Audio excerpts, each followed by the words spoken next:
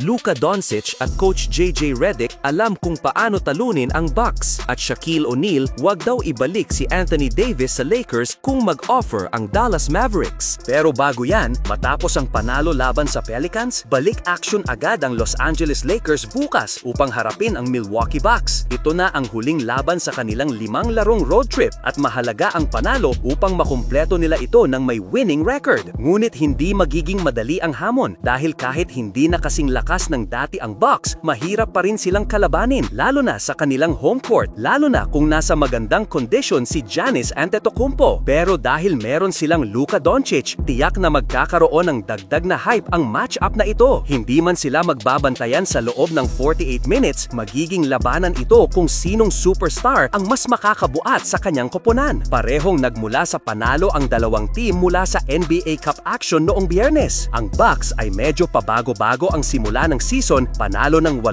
sa kanilang unang 13 games, ngunit natalo rin sa hindi inaasahang mga koponan tulad ng Hornets, Raptors at Kings. Katulad ng Lakers, nasa gitna rin sila ng liga pagdating sa statistics, 12th sa offense, 20th sa defense at mababa sa rebounding. Gayunpaman, kayang-kaya pa ring duminahin ni Giannis ang laro at ganoon din si Doncic para sa Lakers. Malaking bagay kung sinong role players ang susuporta. Para sa Lakers, kailangan umangat ang laro ni Rui Hachimura, Jake LaRavia at Jared Vanderbilt. Sa Bucks naman, patuloy na nagbibigay ng kontribusyon sina Kyle Kuzma, Ryan Rollins, pati sina AJ Green, Gary Trent Jr., Bobby Portis at Cole Anthony. Dapat ding maging matatag ang depensa ng Lakers lalo na sa frontcourt ni Antetokounmpo at Miles Turner. Malaking trabaho ang nakaatag kay DeAndre Ayton sa pagprotekta ng pintura. Hindi magiging madali ang laban pero kung nais ng Lakers na tapusin ang kanilang road trip ng may pahayag, kailangan nilang manalo. Ang mga ganitong panalo sa back-to-back ay nagpapakita kung tunay silang championship contender.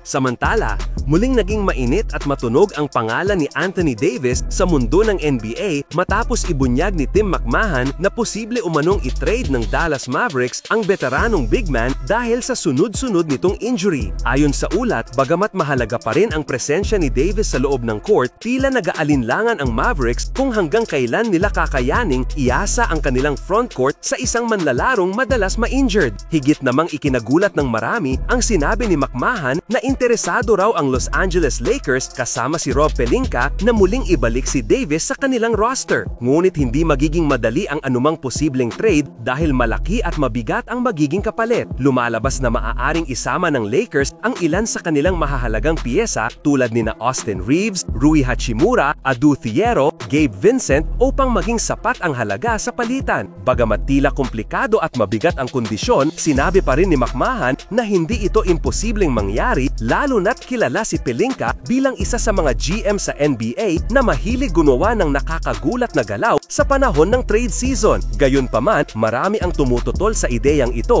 lalo na mula sa kampo ng Lakers fans. Pati ang dating Lakers legend na si Shaquille O'Neal ay nagpahayag ng kanyang mariik pagtutol. Ayon kay Shaq, malaking pagkakamali kung ibabalik pa ni Pelinka si Davis lalo na't napakarami ng magiging kapalit at papalapit na sa twilight ng karir si AD dahil sa dami ng tinamo nitong injury. Dagdag pa ni Shaq, mas mainam umanong mag-focus ang Lakers front office kung paano nila palakasin ang roster sa paligid ni Luka Doncic at Austin Reeves kaysa muling sumugat sa kalusugan ni Anthony Davis.